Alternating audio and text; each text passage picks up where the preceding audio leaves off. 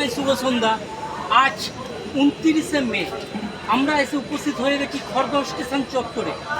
আপনারা সকলেই জানেন যে আমরা বিভিন্নভাবে বিভিন্ন উপায় প্রতিদিন চেষ্টা করি অসহায় মানুষের পাশে থাকা। আজ তার একটি ব্যতিক্রম দিন। আজ সূর্য সেন খড়দহ নিবাসী আমাদের সকলের অত্যন্ত প্রিয় রাজীব, মাননীয় শ্রী রাজীব গো ঠাকুরতার মাতা স্বর্গীয়া পুষ্পরানী গো ঠাকুরতার 18তম মৃত্যুবার্ষিকী উপলক্ষে আমরা খড়দহ স্টেশন চত্বরে প্রায় 60 জন মানুষকে আমরা রাত্রিকালীন আহার তুলে দেবো। একান্নবর্তীর পক্ষ থেকে স্বর্গীয়া পুষ্পরানী গো ঠাকুরতা মহাশয়কে জানাই আমাদের অন্তরের শ্রদ্ধা ও প্রণাম, এবং ওনার পরিবারকে জানাবো অসংখ্য ধন্যবাদ। প্রতি বছর ওনারা আমাদের এই আজকের দিনে আমাদের পাশে এসে দাঁড়ান।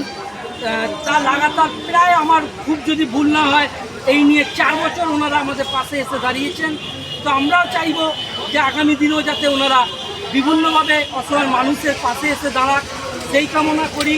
এবং বিশেষ ধন্যবাদ জানাই ওনার পরিবারকে যে ওনারা প্রত্যেক বছরের মতো এই বছরও আমাদের পাশে এসে দাঁড়িয়েছেন। অসহায় মানুষের স্বার্থে তারা আজকের দিনে রাত্রিকালীন আহার তুলে দিয়েছেন। সত্যি আমরা ওনাদেরকে জানাই চিরকৃতজ্ঞ এবং ধন্যবাদ।